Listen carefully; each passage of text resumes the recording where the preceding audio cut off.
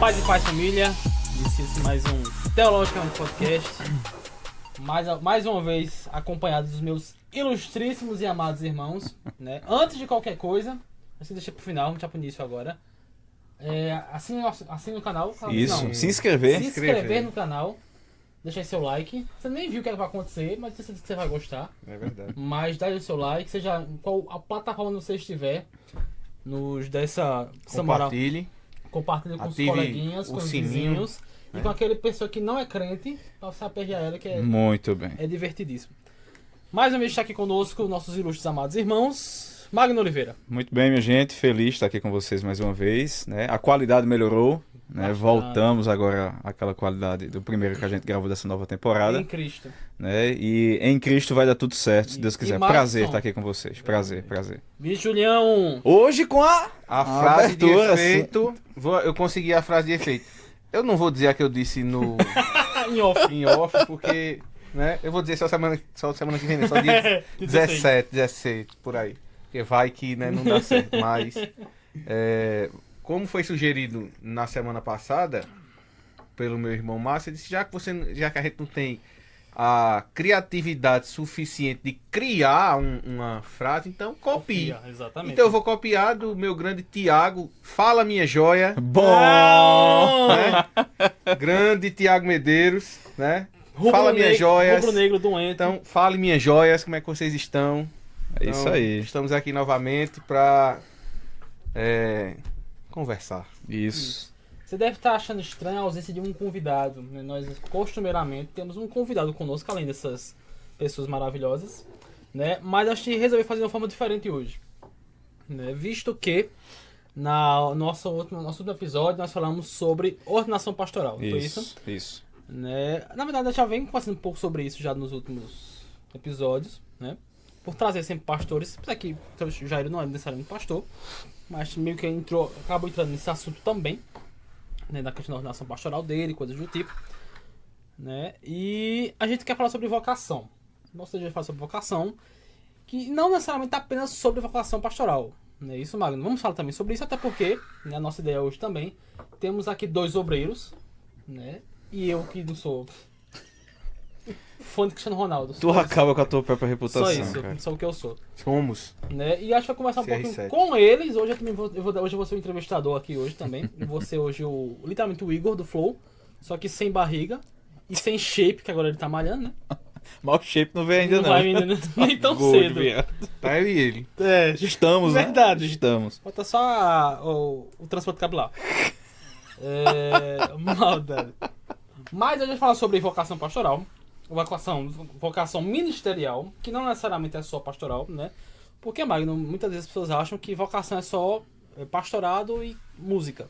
Mas não é só isso. Pois é, esse é não vou dizer dilema, mas é um pensamento popular, né? De que vocação, ela só está atrelada, quando se fala de vocação ministerial, só está ligada ou a pregar, Ou cantar. ou a fazer missões, ou a cantar na igreja.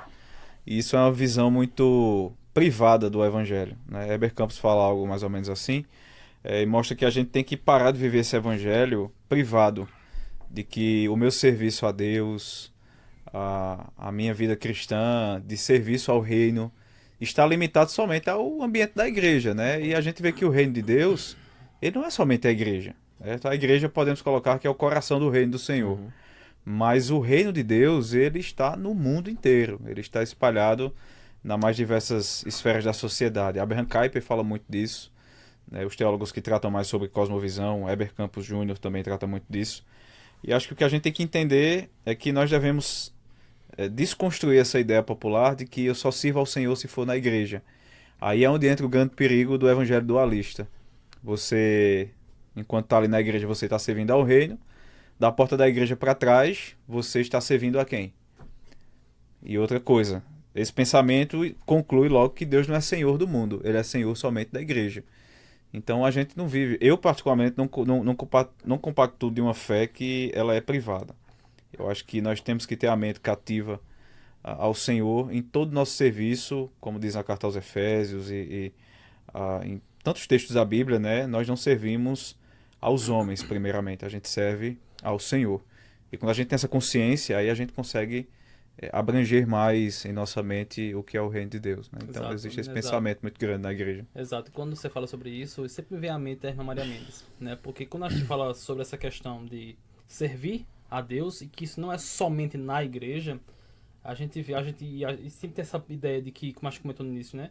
Que para servir a igreja tem que ser ou como pastor pregando, ou fazendo missões, ou cantando, mas não é só isso, Isso. né? Eu lembro da irmã Maria Mendes, não sei se o Vinícius chegou a conhecer, que é a avó de Jairzinho, baterista.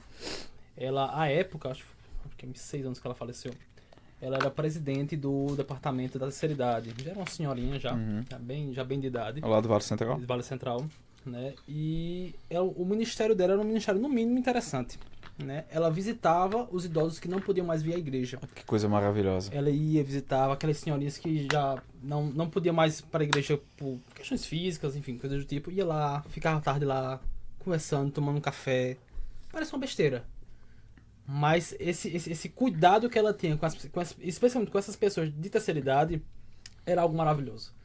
Assim, e ela era uma pessoa que também era idosa, não tinha veículo, pegava ônibus para um canto, para outro lugar, mal longe do mundo, só para aquela irmã não ficar a semana inteira sozinha. Passava ali uma tarde, conversava. Entendeu? Esse cuidado é um ministério. Ela estava servindo a Deus de forma maravilhosa, né? E não estava ligada necessariamente às 4 paredes da igreja. Que bom, né? Eu vou cortar essa parte. Vê ali se tá gravando, Márcio. Tem um nome ali, iniciar a gravação. Embaixo tem transmissão, embaixo gravação. Tá gravando, né?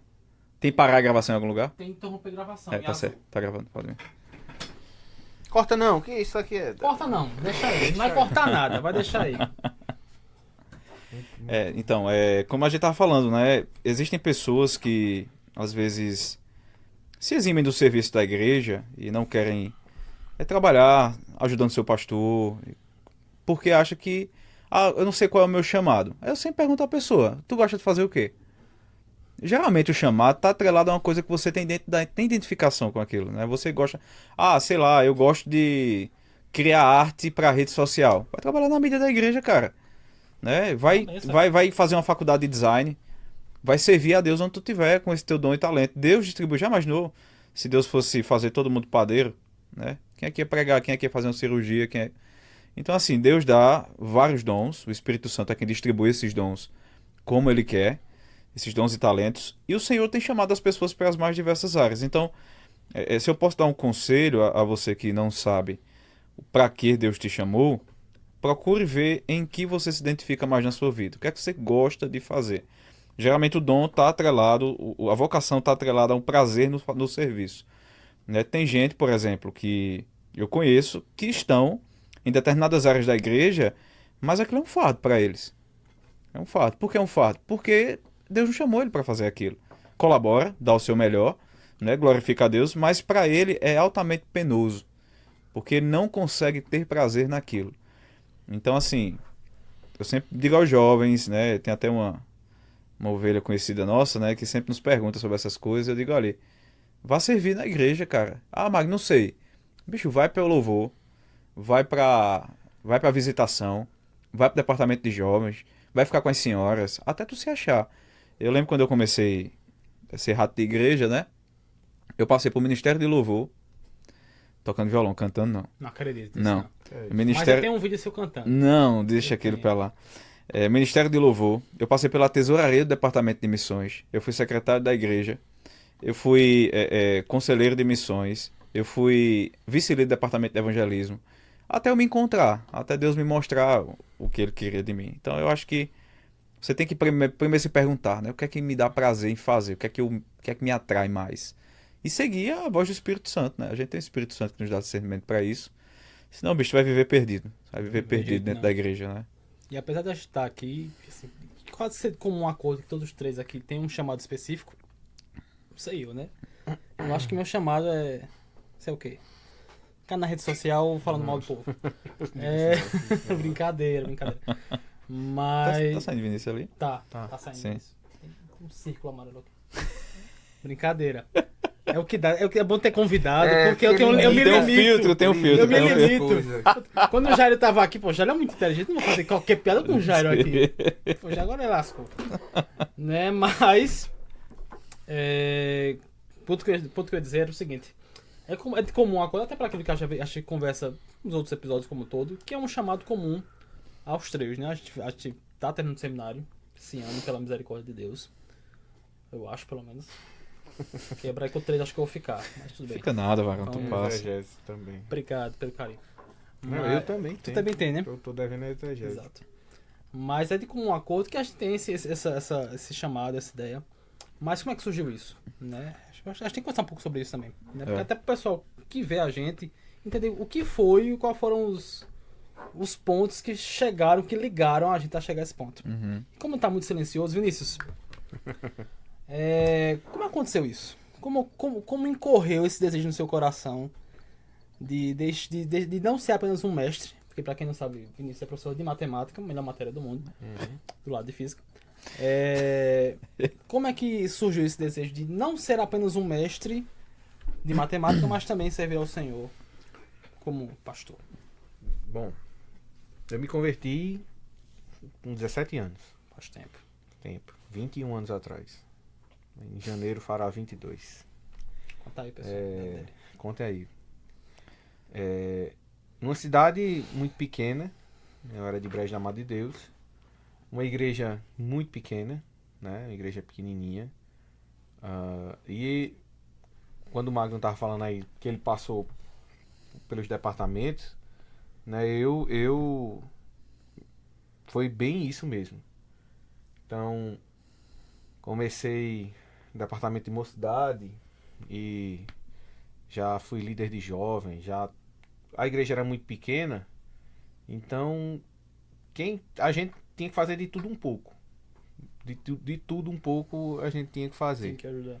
Então, tocar, pouco e rima a gente tocava.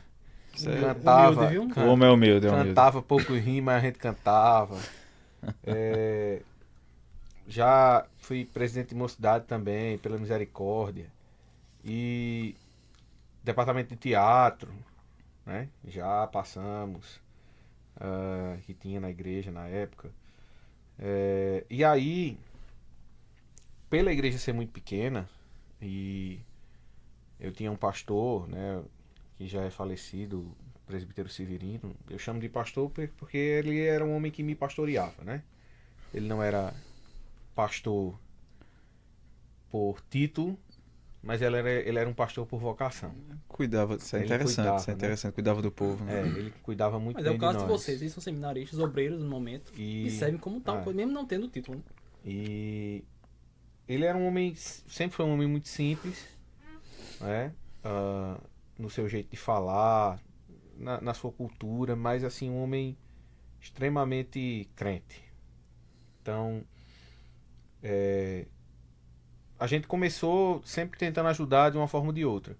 E aí eu lembro que ele reuniu algumas pessoas da igreja que ele também identificou essa vocação de pregar, de falar. Ele reuniu na salinha que tinha atrás da igreja assim e pediu para que a gente preparasse um mini sermão, alguma coisa desse tipo. E aí eu lembro que foram mais uns 2 colegas, meu pai também foi, eu acho que estava nessa reunião. E aí a gente foi, eu lembro o texto que eu peguei para falar, que foi o Salmo 100. E aí falei, deve ter falado, não lembro direito o que eu falei, mas deve ter falado algumas besteiras. Normal. Mas Eu ele, falo hoje. Imagina. mas ele com muita sabedoria, muita calma. Paciência, né? Sempre que a gente terminava, ele ia, dava alguns conselhos e tal. E eu lembro até a primeira vez que ele me colocou para pregar na igreja. Acho que eu devia ter o quê? Uns 19 anos, 19 para 21, uns 19 anos, acho que 18, 19 anos, com 1 ano, quase 2 anos, eu acho, de convertido. Aí ele me colocou para pregar num culto de mocidade, um culto de sábado. Eu lembro o texto, foi o texto de Davi e Golias. Eita. Eu fiz Fica bem marcado, né? Fica bem marcado. fiz uma bobagem. Um negócio lá, E foi? que eu Fala heresia, não? Hã? Heresia? Não falei heresia, mas eu fiz um negócio que até foi? hoje eu me arrependo Pegasse uma funda. profundamente. Não cheguei a pegar a funda, mas eu vou contar que isso eu Eu sou curioso, desculpa. eu explicando o texto, né, e que Golias era um gigante e que Davi era um menino. Ah, Acho que Davi ali no texto, se não me engano, tem 14, 15 anos, algo desse tipo, um adolescente ainda. que idade.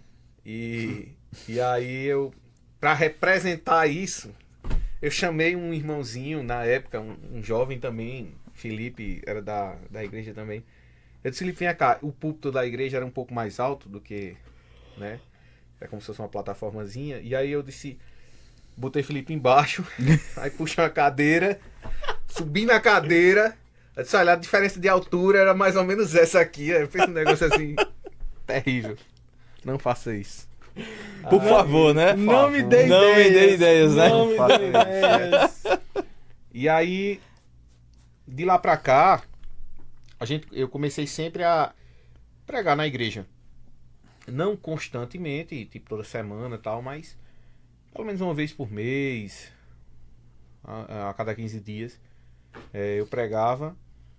E sempre também, às vezes, dava alguma lição na escola bíblica dominical, alguma coisa desse tipo. Meu pai foi o primeiro a entrar no seminário, né? Ele entrou no seminário, mais alguns irmãos lá de Brejo. Na época eu estudava, eu fazia faculdade, então eu não entrei. Mas à medida que o tempo foi passando, eu comecei a me interessar muito pelo estudo teológico, né? Compra de livros e o estudo teológico foi me abrindo os olhos, assim. Primeiro, acho que pelas pregações que a gente escuta, né? A gente começa a ouvir algumas mensagens que nos abrem os olhos, assim. Eu lembro muito das mensagens de Paul Washer, né? Quando Quem nunca, né? explodiu aqui no Brasil. Pregação chocante. Né? As 10 acusações contra a igreja são quase 2 horas de mensagem, né? E você chega... Eu lembro que eu assisti sentado no sofá, eu era recém-casado, eu acho.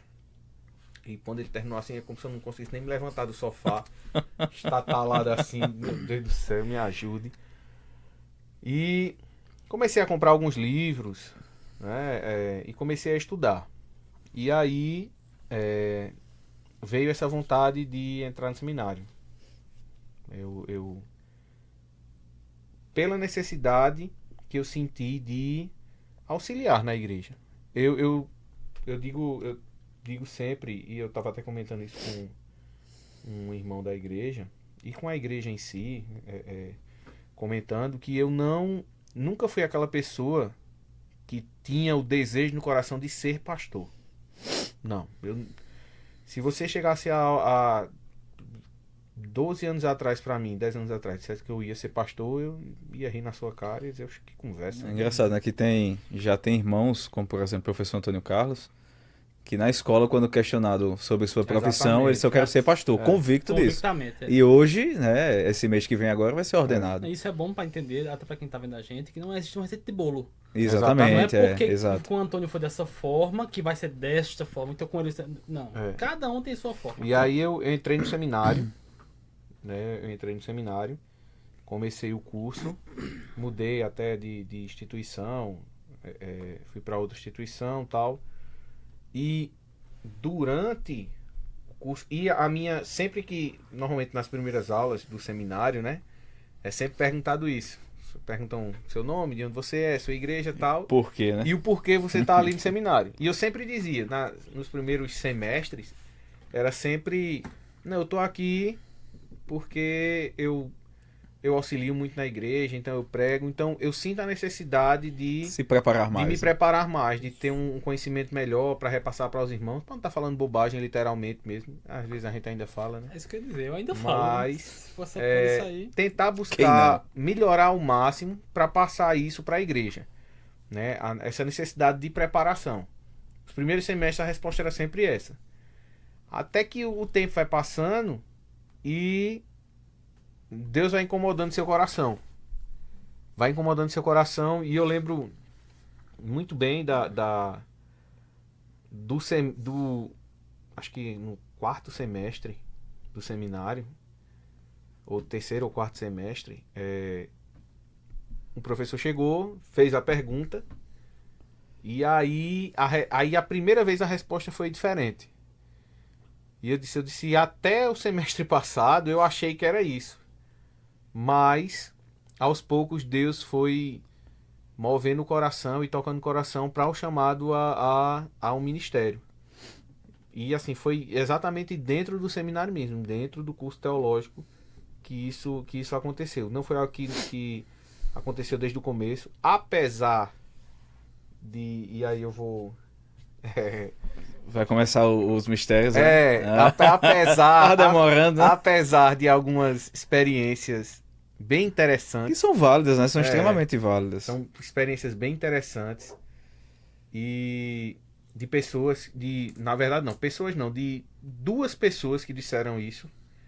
Pessoas realmente em contextos completamente diferentes e que nem se conheciam, e com diferenças de quase anos de um para outro. De pessoas dizerem assim, olha, você tem um chamado. E não, e eu lembro que a pessoa disse, não é um chamado, eu não lembro o termo, mas é como se fosse assim, não é um chamado aleatório assim, mas é um chamado muito específico de Deus. E foi interessante que no primeiro não, mas na primeira semana de aula no seminário, eu encontrei a pessoa na entrada do seminário. Ela disse, tá fazendo o que aqui? Eu disse, tô indo pro seminário. Eita. Aí ela deu aquele glória gigante. Ô, glória. Glória. E aí nós seguimos. Nunca mais a vi, mas... Né, apesar disso, mas dentro do meu coração, mesmo quando isso foi dito, eu... Não acreditou muito, né? E dentro do meu coração era exatamente isso. Era apenas um desejo de ajudar, de colaborar na igreja, até que Deus foi movendo o coração a chegar nessa situação. E hoje, né, a gente sente essa convicção, essa né? convicção, esperando que o chamado seja confirmado, né? Aquele que a gente fala, o chamado interno e externo, né? Isso. É interessante que esse chamado externo, tu fala aí como uma experiência, né, da irmã. Aconteceu comigo também, né? Algumas pessoas, Deus está te chamando, estou te dizendo alguma coisa e tal. E sendo que essa experiência não é algo muito aleatório. Por quê?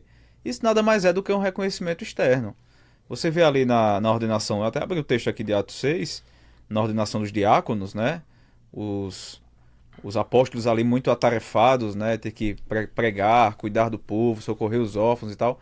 E eles tinham que servir às mesas, organizar a ceia, fazer... E estava muito sobrecarregado. Então o que é que os diáconos dizem? Olha, escolham entre vocês homens de boa reputação, cheios do Espírito Santo e de sabedoria, para encarregarmos desse serviço. Então veja, o que é que Paulo aqui está... O que é que Lucas está dizendo, está demonstrando a gente aqui? Que os apóstolos deram à igreja essa função, Cristo deu à igreja essa função, isso é congregacionalismo, né? De reconhecer os vocacionados. Então, esse reconhecimento, ele parte da igreja e não é somente uma experiência que... Eu acho que essa experiência tem que acontecer com todo mundo, né? Porque o cara que é pastor, que se autodenomina chamado para ser ministro, e a igreja não reconhece isso nele... Mas o mais interessante da minha experiência que foram com duas pessoas que eu não conhecia.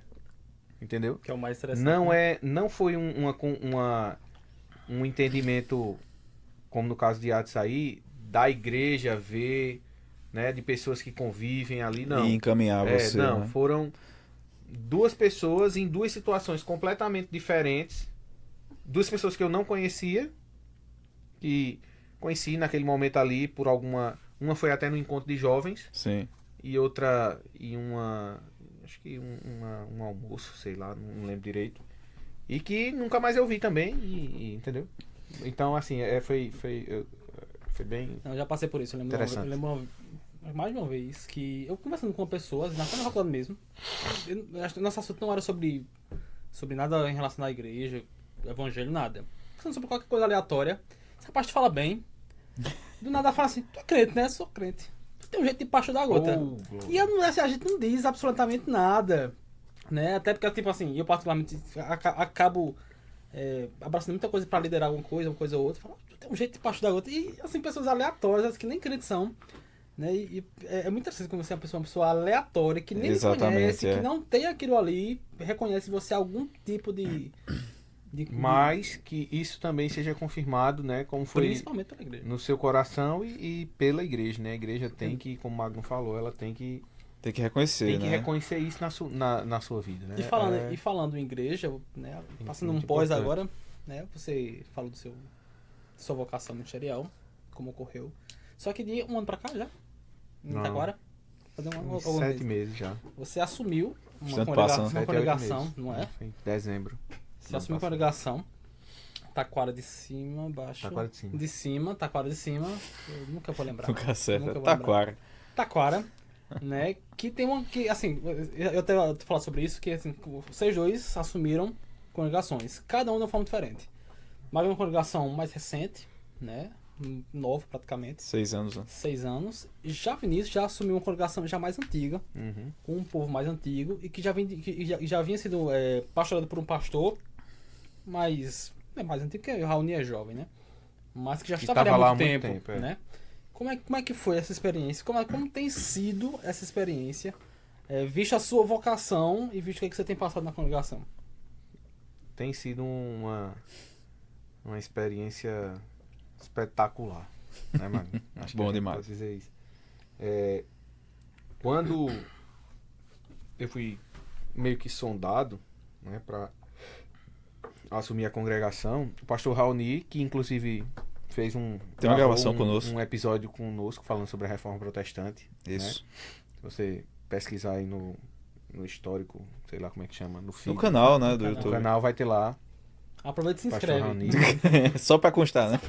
O pastor Raoni era pastor, inclusive ele também entrou na congregação como seminarista e ele foi ordenado na congregação. Quando ele congregação. estava já na congregação. Parece que esse é o caminho, né? Ele entrou na congregação, acho que ele já tinha lá quase 8 anos. Se não me falha a memória, é mais ou menos isso. E aí ele recebe um convite, né? Ele tem esse chamado para ir. Ele está agora no Mato Grosso.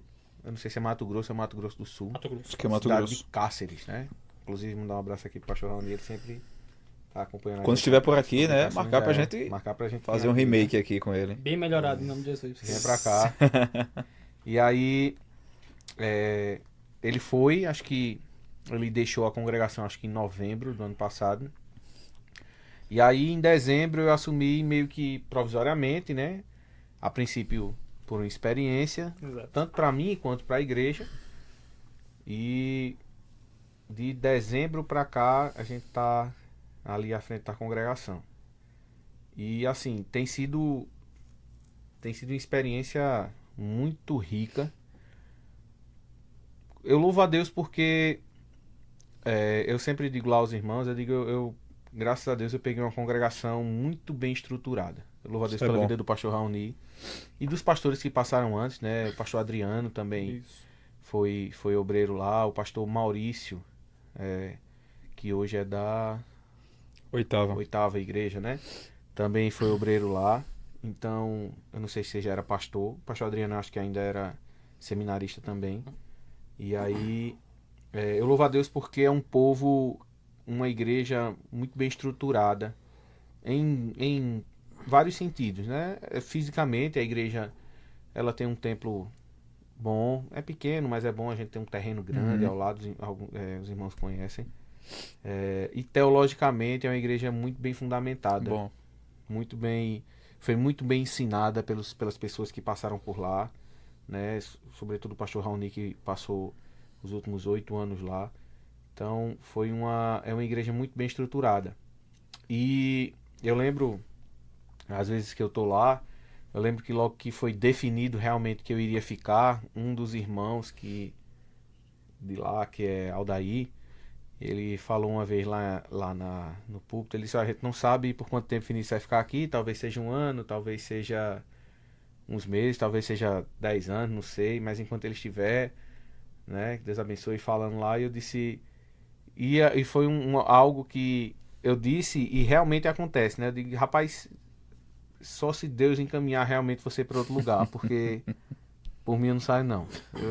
Você se apaixona pelo povo, né? Deus coloca em nosso coração, e eu digo Um isso aos amor, irmãos lá direto. um amor pela congregação, pela vida dos irmãos muito grande mesmo.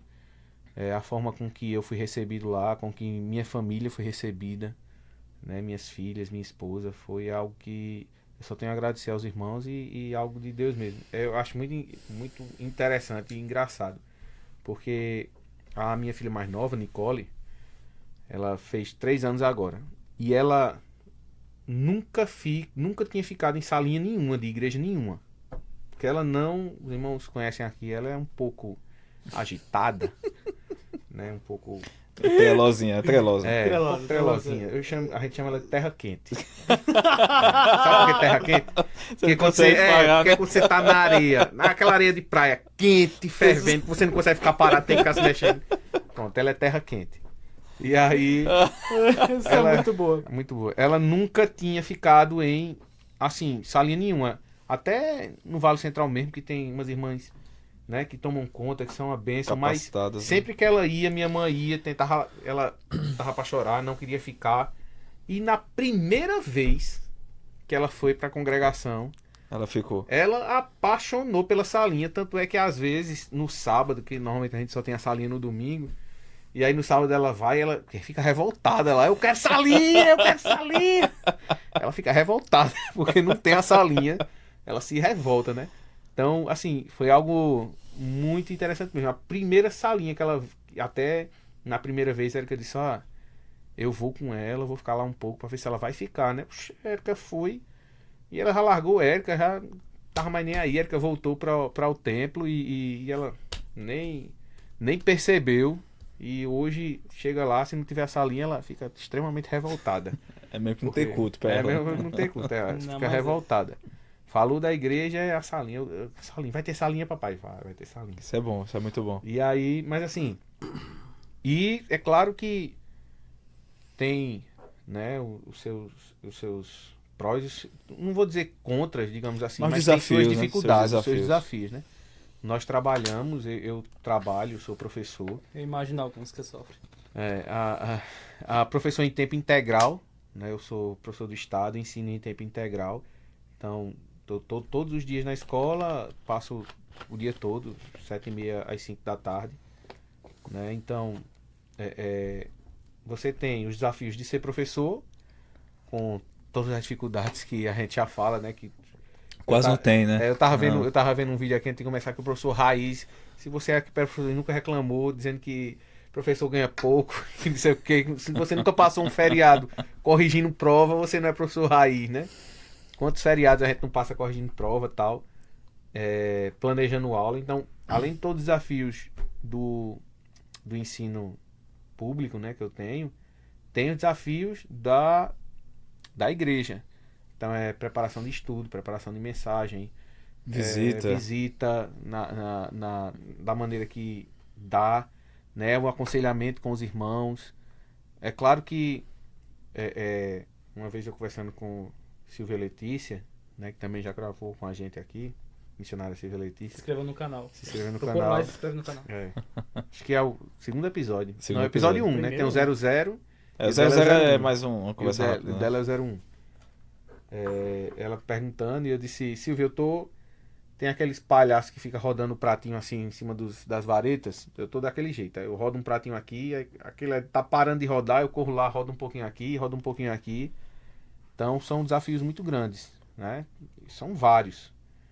Mas Deus tem nos sustentado em cada um deles, né? Deus tem... Acho que vez eu preguei lá, né?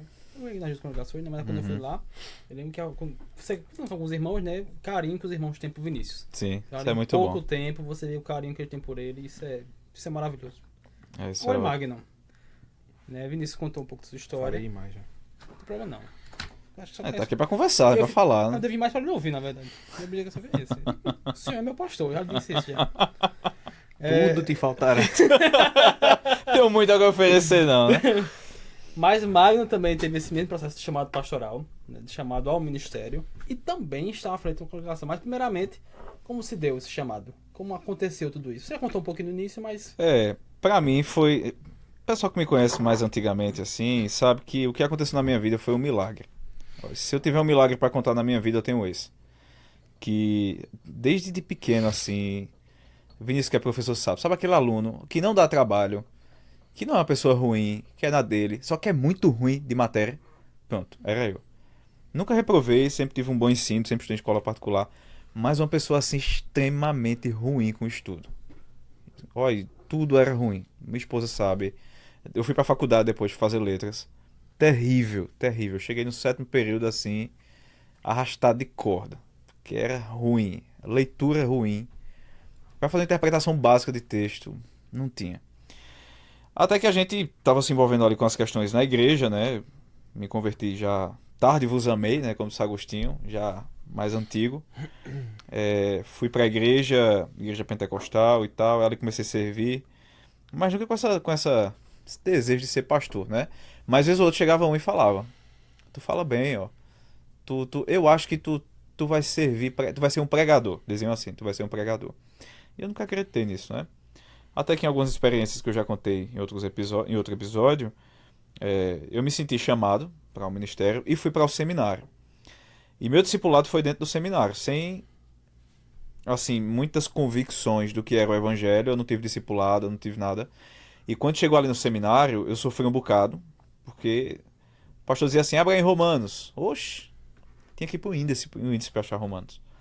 Então era muito ruim. Eu começava ali sofrendo muito no seminário. E devido a essa dificuldade, eu meio que fui fazendo a coisa de qualquer jeito, né? Até que minha esposa uma vez me deu um tranco. Eu disse: não, eu tenho que começar a fazer o negócio valendo. E dali pra frente, parece que virou uma chave assim, dentro de mim. Que eu comecei a ter um prazer e um amor pelo estudo teológico que eu não sei explicar até hoje. Hoje eu não sei fazer outra coisa. Eu não sei fazer outra coisa. Eu tenho que trabalhar, obviamente, para sustentar minha família e tal. Mas ministerialmente falando, na igreja, eu não sei o que. Eu não tenho outra coisa, eu não sei fazer outra coisa. Então, assim, teve essa dificuldade no começo e depois isso tornou essa paixão no meu coração. Esse amor. Passei por alguns perrengues e quem nunca, né? Passou por perrengues. Na Crises. igreja, né? Crises. Exatamente. Até que eu lembro que eu trabalhava no centro da cidade ainda, eu era seminarista, o pastor Robson me chamou para ser secretário da igreja, da terceira igreja, né?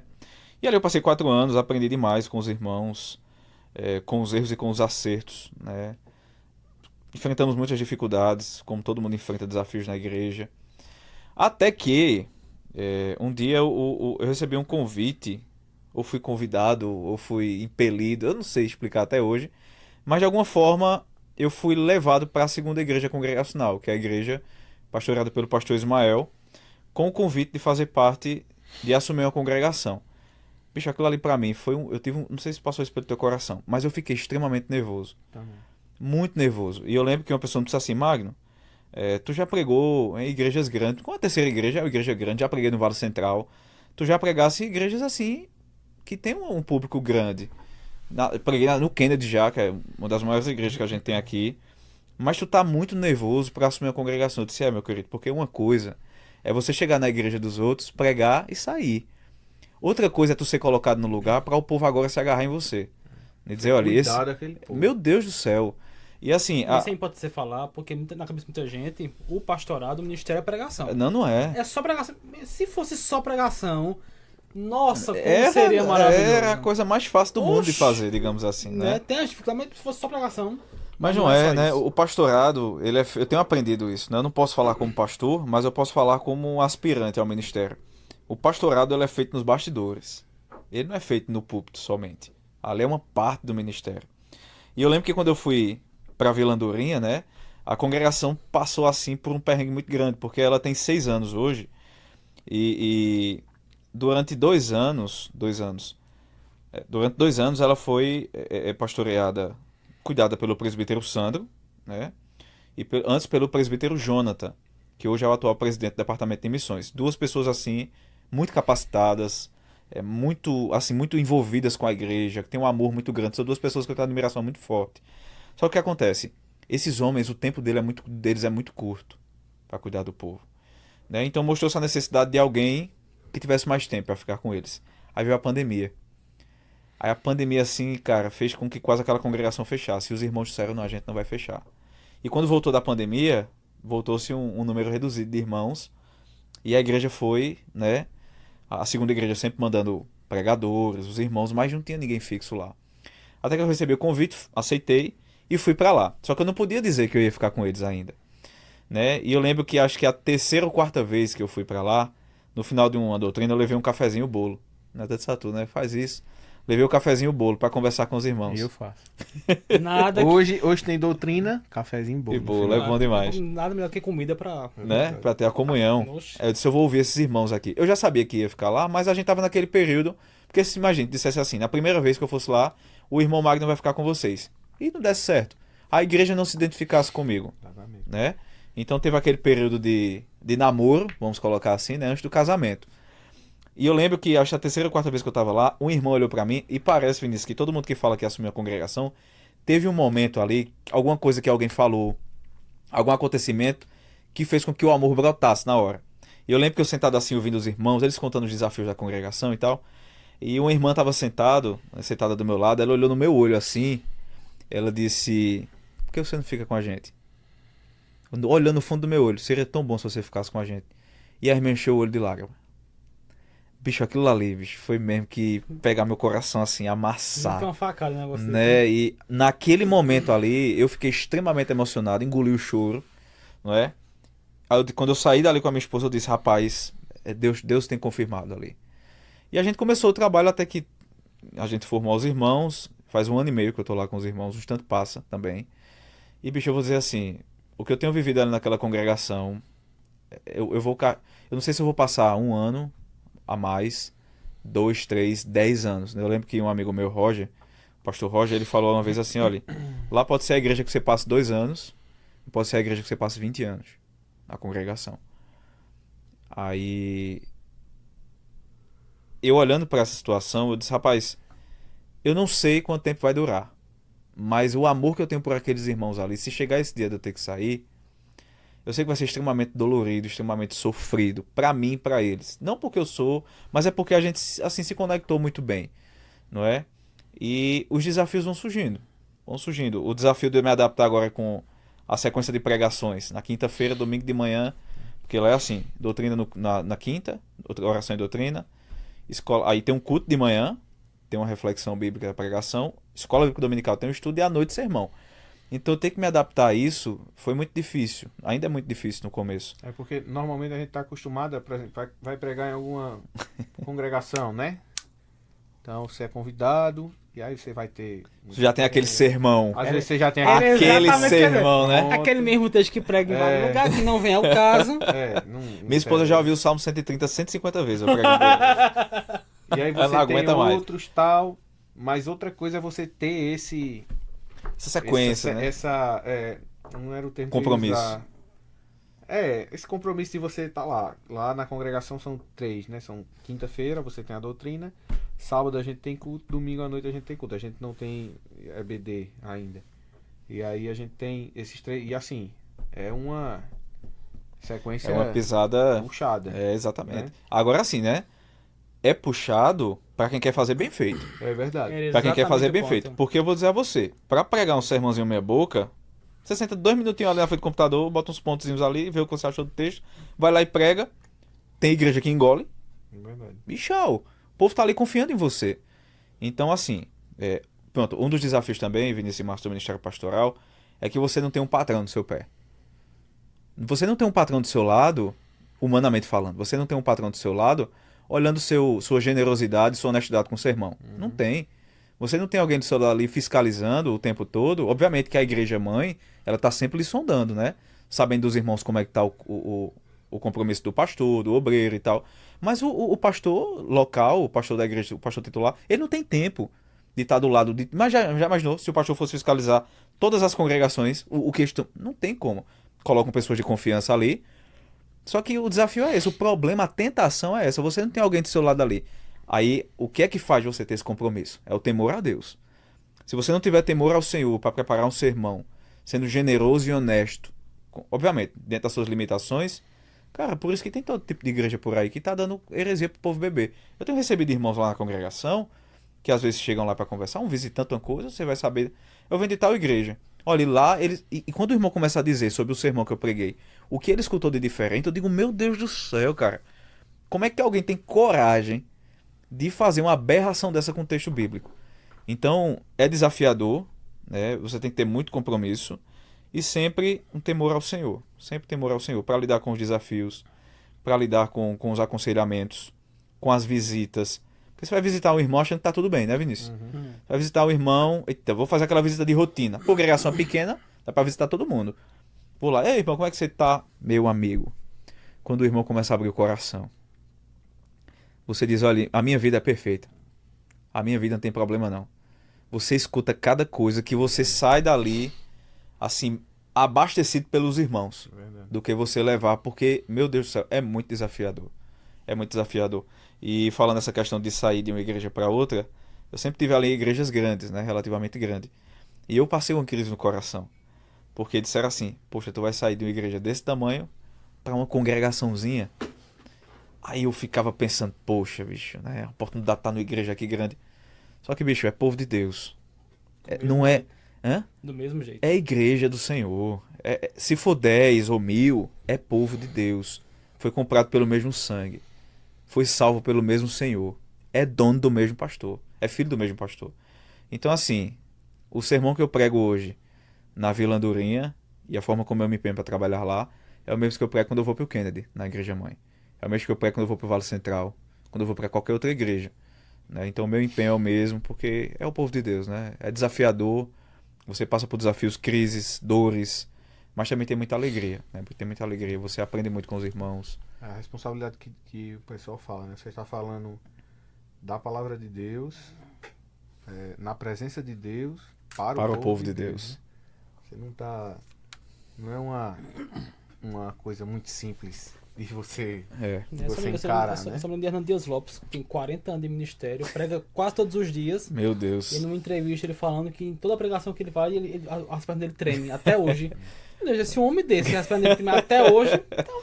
Olha, eu acho que foi... Fico mais tranquilo. Nicodemos disse, né, uma vez, se você não tiver, quando você for pregar, não der aquele frio na barriga, você não ficar mais nervoso, suando, a mão não tremer, pare. Pare, porque tem um problema aí, É uma né? coisa muito errada. Então, veja, a gente tá ali toda semana, tá começando agora, basicamente, né, Vinícius? Mas a gente tá, querendo ou não, uma pegada semanal ali. Olha, não tem uma vez que eu vá, por exemplo, tô preparando ali o boletim, fazendo a liturgia, olhando os textos. Eu já imagino, às vezes, dirigindo o culto, já começa a me dar um nervoso. Né? Porque você fica, será que o povo vai entender? Será que o povo vai cantar? Será que vai dar alguma coisa errada? Tem aquela preocupação, é o temor, né? E no dia que esse temor acabar, cara, você É um problema. pode ir embora, é um problema, né? Eu acho que é interessante também, eu queria até que você falasse mais um pouco mais sobre isso, quando a gente vê dentro das igrejas hoje muitos jovens, não é, querendo servir, Muito. jovens, assim, talentosíssimos, que têm uma sede pelo evangelho, homens e mulheres, meninos e meninas, não é? E eu até coloquei no Instagram lá, né, sobre essas crises que às vezes existem, e a gente até falou no começo, sobre o que é que eu vou fazer na igreja. Exatamente. O que é que eu vou fazer na igreja? E eu vi que você tá com trabalho não sei se você tá ainda com o círculo ainda, Tô. né? Eu vi que você pegou uma mão muito grande Demais. por esse povo, não é? Demais. E isso aí, tu já consegue ver como... Como Deus vem trabalhando. Entender, assim, uma preparação para estar ali com o povo. Querendo ou não, você tem problemas que são apresentados a você. Eles confiam em você. E como é que tem sido isso aí? Acho que esse pra mim é o maior problema, né? Como ministério, eu não sou obreiro, mas eu já tive várias experiências, não só com encontro, né? Até há pouco tempo era professor de escola dominical, então tem os meninos da escola dominical, departamento na igreja, que acho que tem que estar liderando, acho que tem que estar cuidando, mas realmente no círculo é mais diferente. Né? Não vou dar spoiler, porque alguém que estava não fez encontro ainda, mas acho que fica à frente de um determinado grupo de pessoas que fizeram o encontro. E a grande maioria não é crente. Né? Assim, massivamente a grande maioria não é crente. O que torna o desafio ainda maior. Né? E a gente tem um desafio da gente de levar o evangelho desse menino. Né? E levar da melhor forma possível. Né? Sem ser enfadonho, nem pode ser liberal demais. Da forma correta, para que eles se escutem e prestem atenção no que a gente está falando. Né? E a gente acaba criando uma relação de muita confiança. Porque realmente tanto que eu chamo eles de filhos, eles me chamam de pai. Até hoje. É até engraçado, quando eu chego em qualquer lugar, você vê um maior do que eu, Chamando mais velho de do pai. que eu, o painho. Não faz o menor sentido. Né? Até no último encontro que a gente teve, né, um dos meninos foi quando o pai chegou, né, pra pegar e... Tchau, pai, benção, pai, comigo. O pai no carro olhou pra minha cara assim, como é, Que né? negócio é esse aí, né? Eu só não pago pensão. De resto, eu posso fazer o seu. Né? Mas essa relação é muito positiva, né? E durante esse período a gente começa a conversar com eles. Acho que eu converso com basicamente todos eles, pessoalmente falando, né? E acho que acaba descobrindo cada história. Cada história, assim, que você não imagina. Você olha para o jovem ali, você não imagina que por trás de tudo daquele jovem ali tem uma história pesadíssima por trás de... Parece que não tem nem tempo pra, Exato, né, pra viver aquilo. Eu já vi jovens de 17 anos que já foram traficantes, que já foram... já fizeram tudo que se possa imaginar. Uns que já foram presos, né? Moças que já foram estupradas. Meu Deus. Assim, das mais possíveis histórias que você possa imaginar, eu já lidei com isso de alguma forma. E é muito assim, eu ficava muito constrangido porque eles confiavam a mim, abrir o coração de uma forma muito assim, sabe? E isso me pega até hoje muito, né? E é nessas coisas que, né, voltando sobre vocação, que às vezes que eu penso assim, não, realmente acho que Deus quer alguma coisa comigo nessa área. Porque, assim, é muito interessante a forma que a relação se cria, a relação de confiança se cria, e tudo que a gente vem passando para que isso leve a uma vocação mais no futuro, né? É muito interessante, às vezes eu fico até assustado. Se é realmente isso mesmo que Deus quer pra mim, às vezes parece ser isso mesmo, né?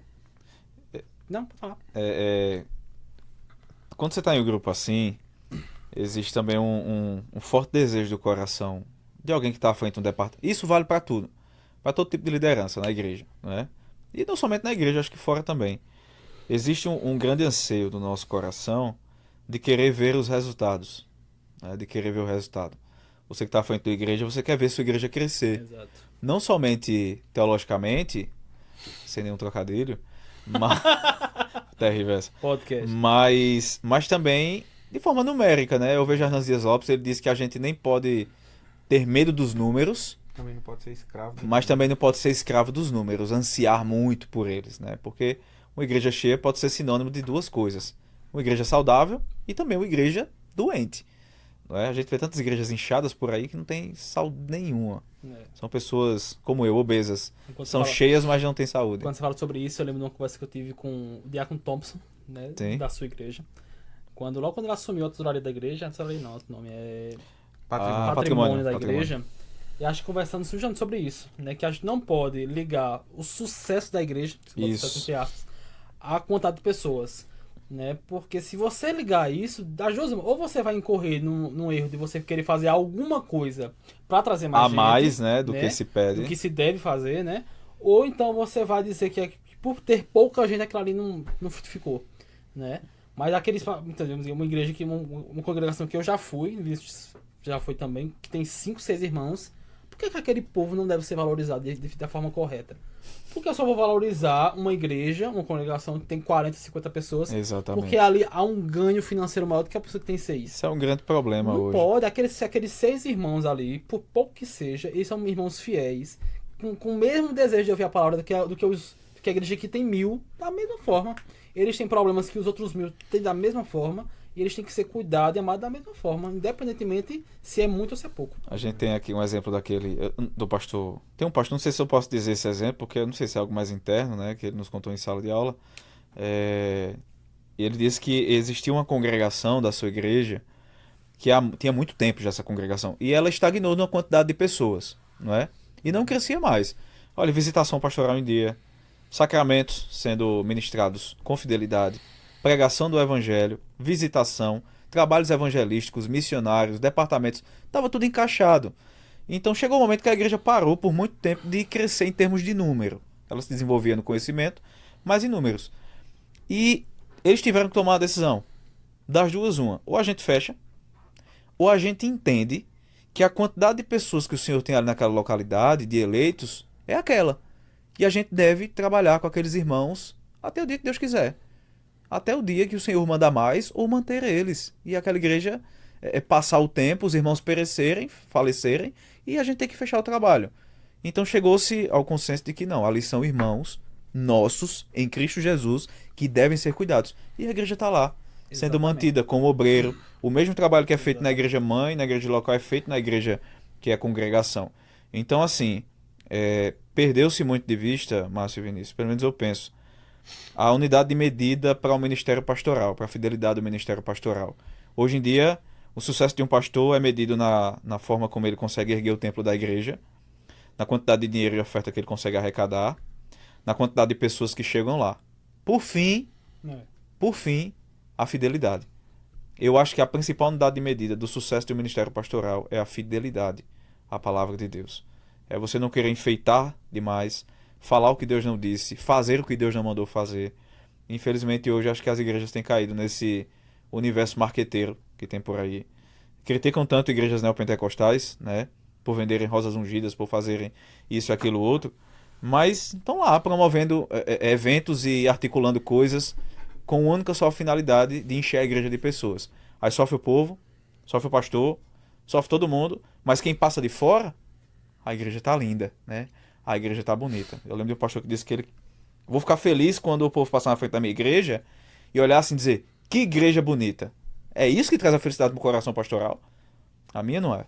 A minha felicidade é quando eu olho para os irmãos e vejo os irmãos saudáveis, lutando contra os seus pecados, o evangelho sendo pregado e a igreja caminhando fielmente, né? Eu lembro quando você falou essa questão de igreja cheia, né? E tem uma história que você contou no início, como foi bom a sua igreja, a sua congregação antes de você assumir, deles terem um compromisso, não, a gente vai manter a congregação, independentemente se tem obreiro, se não tem obreiro.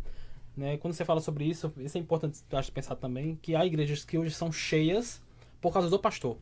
Isso né? é um problema. Isso é muito sério. Né? Tem uma, não vou dizer na igreja, obviamente, mas tem uma determinada igreja que foi criada há pouco tempo e já está lotadaça, mas pelo pastor. É pelo pastor que está ali à frente. Todo o tempo do mundo que o pastor não estiver mais ali, aquela igreja se dispersa. E isso é muito triste, porque você está pela pessoa, pelo pregador. Se o pregador sair, se esse pastor sair, você vai deixar de ser igreja, É como se você a vai igreja... para outro lugar, você vai acompanhar ele. Se ele for para a China, você vai para a Se China. o pastor junto com ele. morrer, E aí? vocês vão se matar para ir com eles? Muitas vezes também é importante a gente, até vocês que são obreiros e estão à frente, de ensinar a igreja a ser igreja. Né? A igreja tem que entender o que é ser igreja. Ser igreja não é somente eu gostar do pregador X ou Y. Não, de jeito nenhum. Né? Você, a medida que você tem que ter é a igreja ser saudável, você tá ali porque a igreja é importante, você tem que entender o compromisso que você tem com aquela comunidade e não pela pessoa que está ali à frente. Recentemente um pastor amigo ligou para mim e é engraçado, né? Um pastor me ligou para pedir um aconselhamento. Eu sou pastor. Eu que tenho que abrir meu coração aqui pro senhor para pedir ajuda, né, com algumas coisas. Isso assim, Magno, não é nem para pedir um aconselhamento, eu queria saber como é que está sendo contigo. Porque eu estou passando um grande problema. Eu estou tirando férias agora e quando eu saio parece que o povo vai na mala. O povo some da igreja porque o pastor tirou férias. E você fica naquilo, né? Por que esse povo está indo para a igreja? Porque se o pastor não vai mais, o povo não vai. E o povo está indo, então, fundamentado no pastor. E não com o desejo de adorar a Cristo e servir ao Senhor e de cumprir suas obrigações devidas a Deus. E eu falando com ele, eu disse, olha, lá na congregação, louvado seja Deus por isso, eu não tenho esse problema. Porque o tempo todo, e é engraçado até que o pastor disse, mas eu falo também. Eu falo aos irmãos isso. Né? E às vezes é o problema do povo mesmo, não é o pastor. E esse pastor é um pastor bíblico, o cara, assim, teologicamente muito bem estruturado, que ensina o povo, mas o problema às vezes está no povo em si, né? Então, sério, lá não tem esse problema, porque o tempo todo eu estou afirmando aos irmãos, pode ser que eu passe um ano a mais com vocês e pode ser que eu passe a vida toda. E eu ficando ou não, o compromisso de vocês é com Cristo, é com o Senhor e não comigo. Eu sou mais um servo de Deus aqui. Eu sou mais alguém que vem cultuar ao Senhor, sendo que o meu serviço na igreja é pastorear vocês, é cuidar de vocês e pregar. Mas eu também sou cuidado por vocês. Quando eu estou passando por alguma coisa, os irmãos perguntam como eu estou. E assim, eu não tenho esse problema. O grande problema, às vezes, é que as pessoas acabam indo para a igreja com a finalidade errada. E meio que, eu não sei se vocês percebem, que tem uma mentalidade muito... Eu não vou dizer... Eu não sei se é pragmática, mas eu conheço uma pessoa muito próxima de mim que ela diz assim, eu não vou faltar hoje não na igreja. Eu disse, poxa, que bom. Porque se o pastor ver que eu faltei... Sim, o que é que tem se o pastor ver que você faltou? Né? O problema é por que você vai faltar e por que você está indo. Então, se é para ir com essa finalidade, eu já vi Paulo Júnior dizendo, né? Eu sei que é até bem radical isso, né? Não venha. Se for para vir para a igreja com motivações erradas, não venha. Porque você vai estar pecando dentro da igreja, cara. Se você está indo para a igreja para receber uma bênção, não vá. E eu falo isso sem medo. Se você vai para a igreja para dar o seu dízimo e receber alguma coisa de volta, não vá. Se você vai para o seu pastor lhe ver, não vá. Não vá. Você está fazendo as coisas com a motivação errada. Eu estou pegando o Sermão do Monte, né? E a gente vê Jesus tentando ajustar isso direto no nosso coração. Eu até comentei, eu falei acho que semana passada, estava conversando com os irmãos na igreja, e aí eu disse a eles assim, veja meus irmãos, nós, ao mesmo tempo, nós somos fundamentais e não somos fundamentais para a igreja. É verdade. Somos fundamentais no sentido de que, primeiro, nós somos a igreja, então nós é que estamos aqui nos departamentos, na pregação, na oração, na comunhão, nós somos a igreja. A maneira pela qual Deus estabeleceu que a sua igreja crescesse foi pela pregação, foi por meio da oração da igreja. Então, nós somos fundamentais nesse sentido. E nós não somos fundamentais no sentido de que nós passaremos e a igreja permanecerá. Então, por exemplo, eu disse, o pastor Adriano passou por aqui, mas ele saiu e a igreja permaneceu. O pastor Raoni passou por aqui, ele saiu e a igreja permaneceu. Eu estou aqui, mas um dia eu vou sair e a igreja permanecerá, né? Nós temos que ter esse entendimento de que, ao mesmo tempo que nós somos, nós também não somos. Isso é interessante, Vinícius, porque isso não vale somente para a mentalidade do rebanho, mas também a mentalidade pastoral. Porque existe uma grande tendência no pastor de pegar a igreja para si, de querer tomar a igreja de Cristo para ele. Então, assim, eu acho que a gente tem que entender que a igreja não é nossa, a igreja é do Senhor, e nós somos um mordomo ali, cuidando das coisas de Deus. Porque tem pastor que toma a coisa tão para si, não é, que além de deixar a igreja dependente dele e não dependente de Deus, obviamente, tem que ter um respeito, toda consideração, mas a igreja fica tão dependente dele que ele passa a ser o senhor daquela igreja. Ele passa a ser o senhor daquela igreja. Aí você vê, principalmente no meio congregacional, a primeira coisa, o primeiro sintoma de uma igreja que não está atrelada, alicerçada somente em Cristo, primeiro, ela acata tudo o que o pastor fala, tudo. Não há sequer um questionamento. Não tem um questionamento. Outra coisa, ela para de ser participante nas decisões dela, da igreja. O pastor passa a ser uma figura autoritária. E, por fim, ela se torna totalmente dependente. Dependente, ao ponto de que se o pastor se ausentar, o povo não vai. Se acaba. Então, isso é muito sintomático na igreja de hoje, né? Quando acontece muito em algumas igrejas, que o povo de Deus não sabe a liturgia do culto, eles não são informados do que é que vai acontecer no culto, que eu acho muito... Isso por si só eu acho muito estranho. E quem está à frente da liturgia não diz quem vai ser o pregador. Quem chegar na igreja, o pregador vai ser fulano. E é uma surpresa. Porque ele sabe que se ele disser que quem vai pregar vai ser fulano e tal, o povo não vai. Isso é absurdo. Só vai se for ou fulano falando que eu gosto de ouvir. Se for fulano X ou Y, eu não vou. Isso é muito triste. É complicado, Isso né? é muito triste. E só... Tu vai falar mais alguma Não, coisa pode sobre falar, isso? Só pode falar. voltando sobre uma coisa que o Márcio falou antes, Voltando. sobre a questão... Quando ele falou da questão do círculo, né? Do envolvimento que ele tem com esses jovens, é muito interessante porque eu passo às vezes muito isso na própria escola mesmo, no convívio que eu tenho com os alunos. Então, eu digo a eles no começo do ano, eu como professor de matemática, a gente tem muitas aulas numa turma só.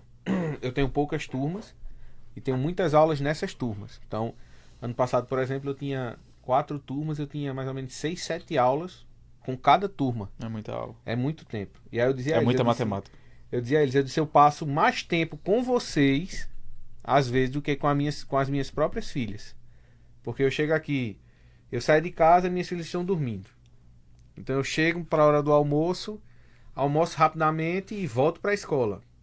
Chego à noite, nós fazemos ainda o seminário, vou para o seminário, janto, fico ali um tempinho com elas, vou pro seminário, volto, quando eu volto, às vezes estão dormindo, às vezes já está na hora de dormir. Então eu digo a eles, eu passo mais tempo, muitas vezes, com vocês aqui, do que com as minhas próprias filhas, durante esses 3 anos que vocês passam aqui na escola. E é interessante, à medida que o tempo vai passando, né, a confiança que os alunos vão tendo com você e vão... muitas vezes abrindo o coração deles para você, pedindo aconselhamento, pedindo ajuda, às vezes só querendo falar, desabafar, às vezes querendo um aconselhamento, às vezes... E aí, às vezes você percebe em algum aluno alguma atitude, né? Você, eu já vi várias situações de perceber alunos com depressão, com transtornos de ansiedade e, e outras coisas, né? Enfim. E aí você começa a ter essa abertura maior com eles. Isso que Márcio passa no círculo, eu passo muito também dentro da escola, né? Com esses Com alunos. jovens, Eu acho né? muito interessante quando um interessante. jovem contar, tá conversando, e começa a contar histórias. Não, porque eu lembro do almoço uma vez que falou assim, não, porque teve uma amiga minha que sofreu abuso. Só que ela contou em vários detalhes. E eu percebi que não era amiga Pareceu até que dela, ela tava lá, né? Não era amiga dela. Aí eu entrei em contato com os pais dela. A gente conseguiu conciliar essa melhor forma. Mas ela só falou isso porque ela, de alguma forma, ela sabia que eu entendesse esse assunto sobre isso. Uhum. Né? Acho que foi a procurar, tem que procurar ajudar. E essas coisas que você pega, assim, você tem que estar sempre muito ligado. Né? E aliás, eu fico. Meu Deus, eu tenho que estar cuidando disso meio. Eu não sou capaz pra isso, mas Deus vai. Deus vai capacitando. Acho até pra gente finalizar o assunto, né? Alguns A gente tá falando assuntos. sobre vocação. Né? Isso. Tudo isso que a gente tá falando aqui. Isso, exatamente. Né? É sempre bom lembrar que assim, isso são as nossas experiências. Isso. Né? Daquilo que a gente tem passado, naquilo que Deus tem levado a gente a fazer. Né? Verdade. Mas tudo que você está dizendo aqui. Tá né, totalmente Magno, ligado. Totalmente é pra ligado. você que tá ouvindo a gente e talvez não tenha essa noção ainda, pra você entender aonde Deus quer lhe colocar. Isso. Né? É sempre importante isso. Né? Nunca ache que você não é capaz de tal coisa. Alguns anos atrás, eu jamais me imaginaria pregando em algum lugar, porque eu era muito tímido. Não tem quem diga, né? Hoje eu sou sem vergonha. No bom sentido da coisa, eu sou sem vergonha. Né? Mas eu era muito tímido. E pensar em pregar, isso na minha cabeça era irreal. Completamente irreal. Né? E hoje eu ter essa possibilidade, eu nem faço nada porque eu não tenho facilidade para isso não. Ainda fico nervoso e com força. Mas né? Deus tem ele Mas capacitado Deus pra tem isso, né? capacidade, Deus tem me dado misericórdia para que a gente consiga gerir essas situações. Uhum. Né? E da mesma forma que Deus me deu, e deu aos meninos também da mesma forma, a você que tá nos ouvindo. Né?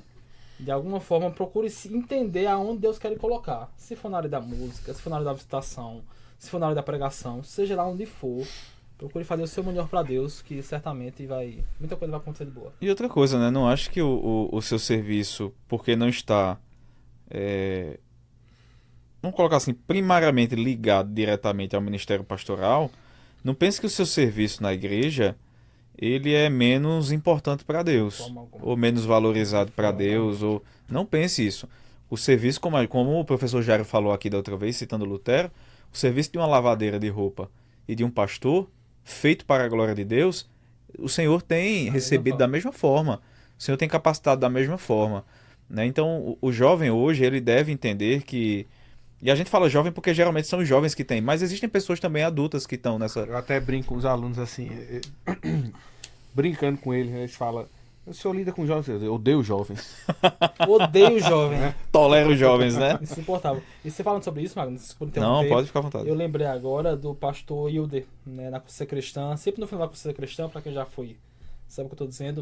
No final da Consciência Cristã, ele chama as pessoas que trabalharam com ele, que é um mundaral de gente, lá pra cima, pra mostrar quem teve com ele. Mas ele sempre dá uma atenção maior, Todos ali se doando. se doando sem receber nada, né? Isso aí, exatamente, né? Mas o mais interessante é que ele faz questão de mostrar não é nem ser as pessoas que ajudam ele na questão administrativa, enfim. São as pessoas da limpeza. São 4, 5, 6 irmãs e 5, 6 irmãos que estão ali. Ele chama a pessoa, isso aqui, ó. Varreram isso, toda a bagunça que se fizeram aqui, eles varreram, limparam, organizaram as cadeiras. Tudo isso aqui é pra glória de Deus. E muitas vezes Tudo esse sabe. serviço é feito no bastidor, né? Nos Sem bastidores. ninguém ver, Vocês aqui vieram pra ver os pregadores. Isso. O pregador fulano X, coisa linda. Mas esses irmãos aqui serviram a Deus tanto quanto. esse pessoal que pregou. E acho que Exatamente. dá o mesmo valor. Não é porque você seja a pessoa da limpeza. Mas é só da limpeza. Não é só da limpeza, não. Ser da limpeza, pra glória de Deus, é muita coisa. É muita coisa, muita coisa, muita coisa. Tem uma pergunta aqui, que chegou aqui de um dos nossos seguidores, não é?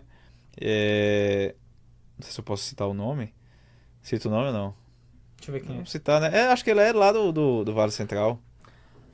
Sim, pode dar. Né? Acho que é Fernando, né? É o Wilton. Wilton, Grande né? Wilton. Grande Wilton. Wilton, ele mandou uma pergunta aqui e eu vou passar a bola pra vocês, que eu não quero nem responder nada. Tô brincando. O chamado pastoral é só para mestres? Tem um pastor que não sabe ensinar, só cuidar. Difícil. E aí? Difícil, porque se você olhar para as escrituras. Você vai melhor do que eu. Isso aí. Mas se olhar para as escrituras, um pastor ele tem que ser mestre. Né? Não tem como. Não tem como, sei lá, você ser um jogador com uma perna só. Muito bom. É verdade. Eu acho assim. Eu acho que até foi Jário que citou o livro, né? Mestre, o pastor como mestre, o mestre como pastor. Eu acho que nem todo mestre é pastor. Mas todo pastor É mestre. Tem que ser mestre. ele tem que saber. Veja, olhando para um lado não espiritual, digamos assim, e não me levem para uma veia errada, mas assim, o nosso instrumento de trabalho é um livro. Exatamente. Né? Nós não lidamos com aquilo que o Magno falou, né? Não é algo que a gente vai, senta ali 5 minutinhos e fala qualquer coisa, ou que espera a revelação vindo do alto, iluminar algumas nossa igrejas são mente. assim, né? Tem algumas que são assim, mas não é. Então, a nossa lida, o que Calvino falava, né? Orar e labutar. A nossa labuta, ela é em oração, mas ela é também em nos debruçar sobre o livro, Isso. né, sagrado. Claro que com algumas ferramentas, mas o livro, as escrituras. Então, nós precisamos. Agora, é claro, né? Você tem níveis de mestres. Claro. Você tem pessoas que vai ter um conhecimento extremamente profundo, Um doutorado. Né? E você vai ter pessoas que vão ter um conhecimento, digamos, básico, entre aspas, mas que não deixam de ser mestres, não deixam de ser pessoas que sabem ensinar. Até porque, é claro que nós temos assuntos teológicos que são extremamente profundos, que são extremamente difíceis de lidar, mas a verdade básica e mais simples, e a verdade do Evangelho é muito simples. A mensagem principal do Evangelho, ela é muito simples. E assim, tem gente que diz assim, não preciso de pastor para ser igreja, não preciso de pastor para me ensinar, eu posso abrir minha Bíblia em casa e ler e tal, e Deus falar comigo. Isso é muito perigoso, isso é muito perigoso. Nós devemos entender que no momento que Deus dá pastores e mestres à igreja, Ele está dando pessoas para ensinar o seu povo, não é? Eu acho que não é qualquer pessoa que consegue pode até ter o conhecimento, né? Mas não é qualquer pessoa que consegue passar esse conhecimento de forma assim palatável para a igreja, didático, né? Tem pessoas que eu conheço que são extremamente inteligentes.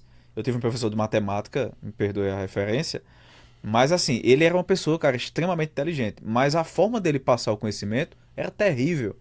Era terrível, ninguém aprendia nada, certo? Então quando eu vejo hoje pessoas como, por exemplo, o Reverendo Augustus, o Reverendo Hernandes, Heber Campos, que tem uma didática assim, Fantástico. surreal a didática dele.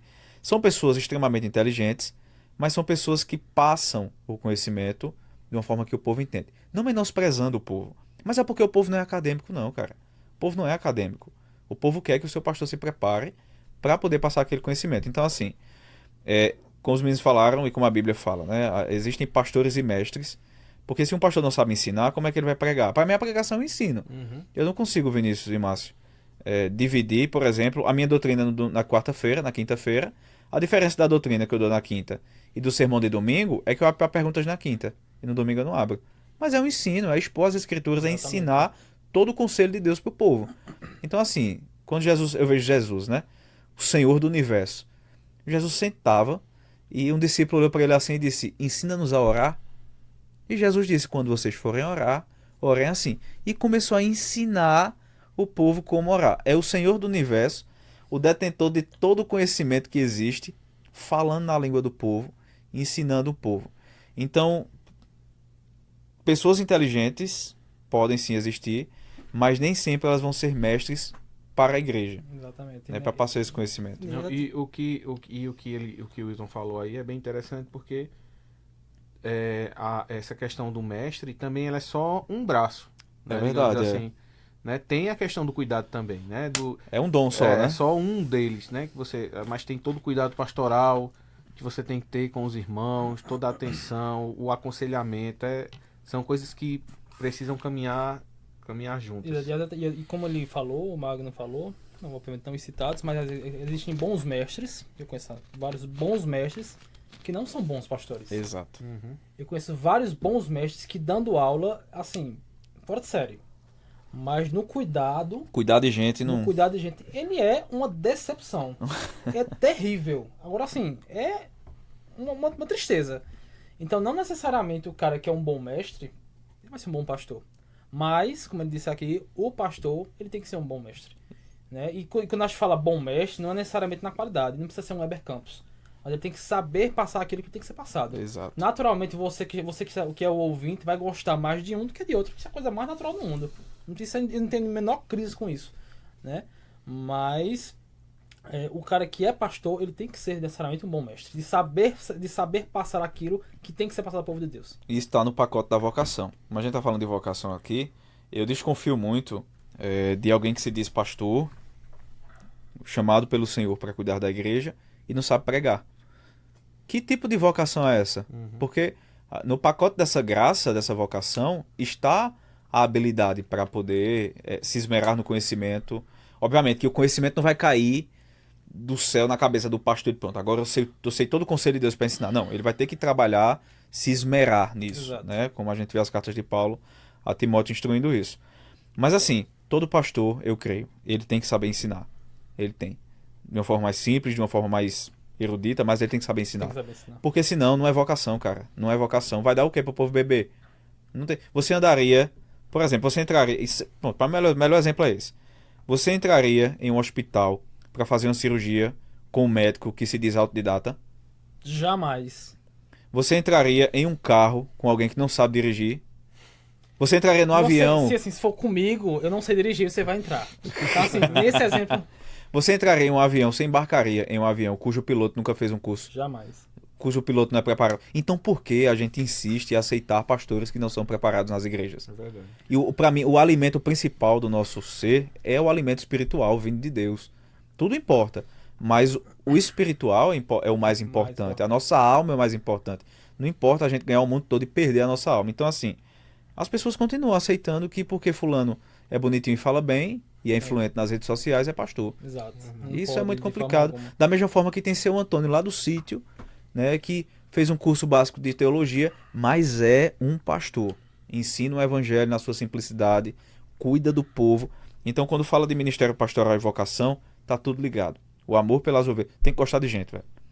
Olha, se você não gosta de gente, não vá ser pastor. Só não. não jovem, né? É. Porque jovem. Odeio jovens. Odeio Brincadeira, jovem. meus Tirando- alunos. I love you. Não gosto de jovem. Não invente não de ser pastor, cara. Não invente, porque você vai acabar se perdendo e botando o povo a perder. Exatamente. Não é? Mas é isso. Vamos fazer mais isso, né? Trazer perguntas do pessoal, Isso. né? Isso é importante. Mas é isso. É isso Somente. Gente, obrigado mais uma vez. Muito bom. Obrigado ao nosso convidado. Não teve convidado. Mas sigam.